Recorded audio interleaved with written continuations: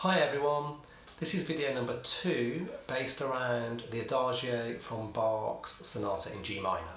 I've already made a video that talks about using harmonic fingerings and explores ideas to do with mouth resonance and the shape of the aperture. So if those are issues that interest you, please watch that video. In this video I'm going to explore some other things. So firstly I'm just going to talk about posture. I'm facing now the camera and my music is about 45 degrees to my left. Perhaps I'll just move this a little bit more. So whether you're sitting or standing, I'm sitting at the moment. It's a really good idea, posture-wise, if your body, everything about your body, your feet, your knees, your hips, your chest, your shoulders, is facing to the right of your music stand, about 45 degrees. So I've got my chair positioned at that 45 degree angle and everything is facing 45 degrees to the right of the music stand. Then, when I want to play, the only thing I want to move is my head, rotating on the top of my spine like an owl. I wish I could move my head I wish I could rotate my head quite as far as an owl can, but everything else stays in this direction. The head moves to face the stand. So my feet, my knees, my hips, my chest, my shoulders. No rotating of the chest, no rotating of the shoulders. Just the head. By keeping the rest of the body aligned and balanced, we can maximise the way our ribs move, the way our lungs work, and the way that we can resonate physically within our bodies. As soon as we start twisting things, those aspects start to be impaired. I do sometimes get asked, why can't we just face the music stand and have our flute like this? Well, part of the reason is that most people will find that their right hand needs to come more forward, so that there's more of a triangle when we're playing. I don't know if I've got a good angle here, between the right shoulder and the end of the flute. We don't want to have a small angle here, we want to have a bigger angle.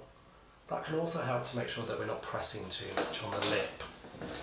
So, facing 45 degrees to the right of the music stand, everything facing that way, nothing moves apart from the head, and then when the head is in place, we can bring our flute up to play and move our right hand forwards and backwards and find the best spot. That also might work in conjunction with our head position. So the head can be too high and the sound is too airy. As we bring the head down,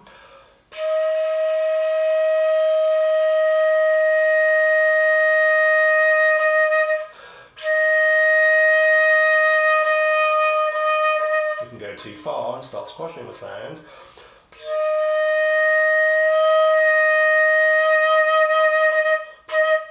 So once you're physically in the correct position, body facing that direction, head to the left, flute up, good angle between the shoulder, the right shoulder and the flute, then you can...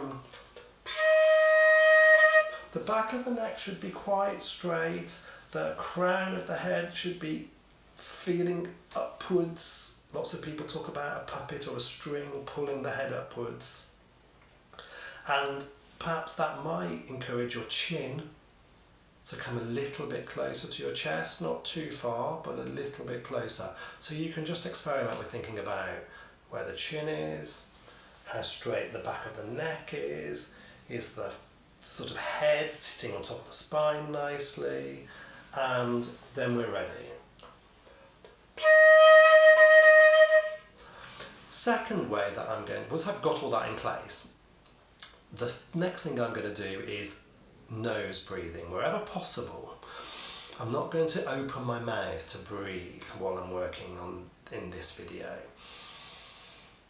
When you inhale through your nose, often you can feel the cold air on the back of your throat, and it helps to lift the soft palate.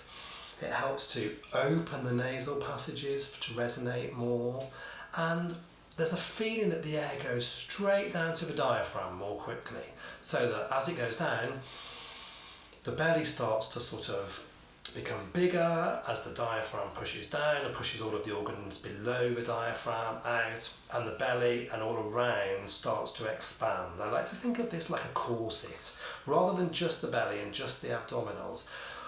Imagine that everything's filling up like a balloon and everything's moving in all directions, and you're expanding, the diaphragm lowers, and then you're ready to blow. So in through the nose, and then we just start blowing, no tongue, just the air.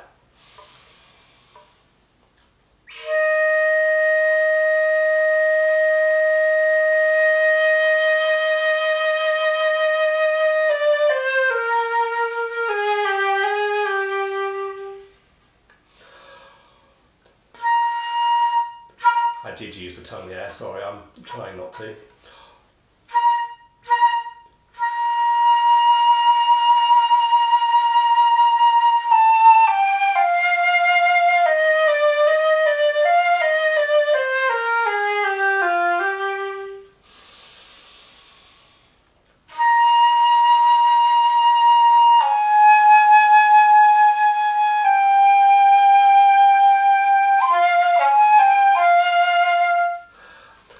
A couple of harmonics there from the previous video.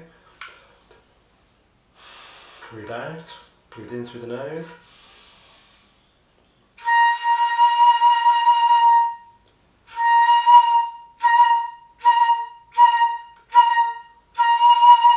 So the abdominals need to start the air straight away. So the air doesn't sort of get going gradually, it kicks in straight away with exactly the speed you want from the beginning.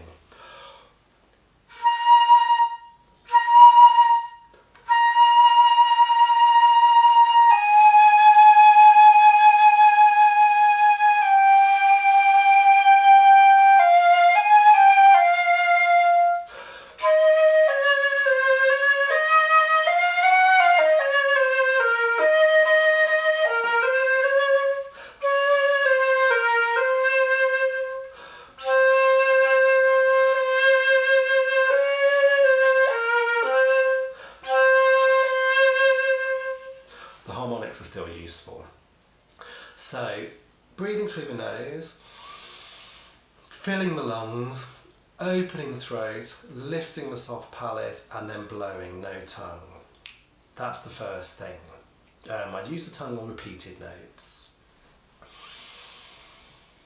If I'm trying to make a more open sound, like I said in the harmonics video, I'll be trying to make a rounder aperture between my lips, open, drop the tongue and open the space inside the mouth for resonating more. If I'm looking to make a more focused sound, I'll be looking to maybe have a more oval shape aperture between the lips, close it a little bit so that the air's got a little bit more speed and perhaps I can use a little bit less. And another idea, which I haven't mentioned in the previous video, is how we use the bottom lip. So if we're trying to focus the sound more, we need to use these little muscles in the middle of the bottom lip. And if you just take your index finger, place it in the centre of your bottom lip and pretend you're going to whistle.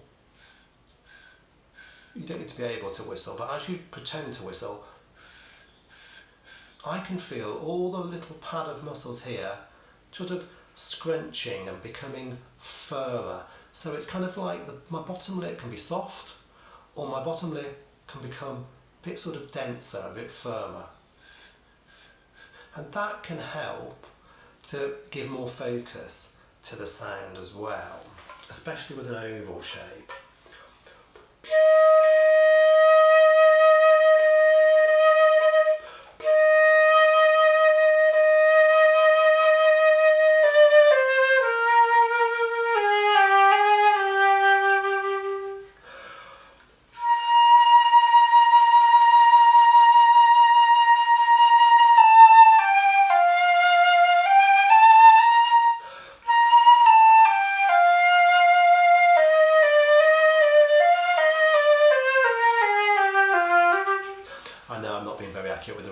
encountering a long notes, but I'm just really listening and feeling and trying to feel and be really aware of the physical changes I'm making, and really trying to listen and perceive what effects they have on the sound. And I'm really trying to feel so that I know how that feels and I can recreate it. So doing it once is brilliant and getting the impact and the sound you want, fabulous, but then we want to be able to go back and do it again and again and again. So there's an element of muscle memory training and an element of just knowing where things are with the lips, with the air. Another thing that I sometimes would use in a piece like this, well, there's not so much in this to be fair, but occasionally I might use a cheat fingering. So I don't really believe that there's any such thing as a cheat fingering. If the sound's better, if it's the sound I want, the fingering's valid. But I do caution my students, if they're going to use cheat fingerings, that they have to be really practiced so that they're really ingrained and the muscle memory knows what fingers you're going to use, because if you're not that used to them, you can get yourself in a bit of a pickle and start to make mistakes unnecessarily. So the B flat, for example, I might put my little finger on the C sharp key as well as the D sharp key. I would play a long B flat, that closes an extra couple of keys here, and maybe try that. So you can see here I've got my B, my G finger, my G sharp finger, my F finger like the long B flat, and two keys at the bottom of the little finger.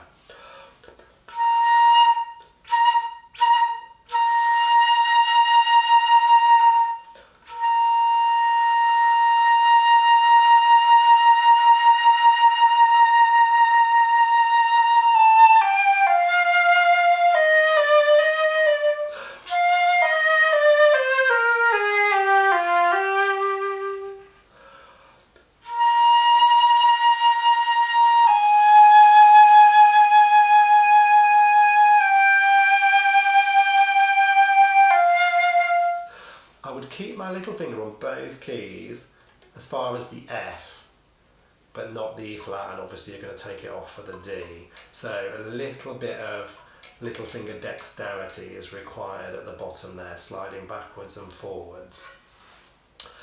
Yeah, I think they're the main ideas for this. And in other videos I've also talked about flutter tonguing and singing and playing. So if I'm going to start this singing a low drone,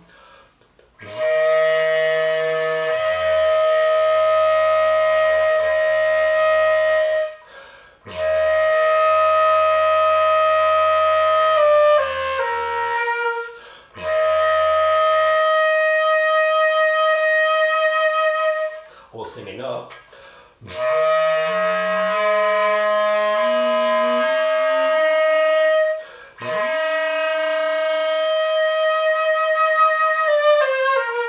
when I sing up, I'm adding, I think, more upper harmonics to the sound and raising the soft palate.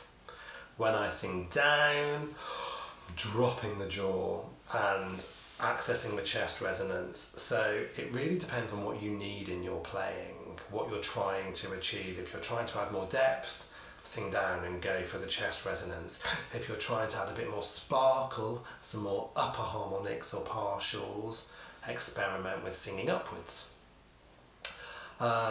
And singing and playing also will really just make sure that you've got good air speed. You could practice that an octave higher as well if you wanted to.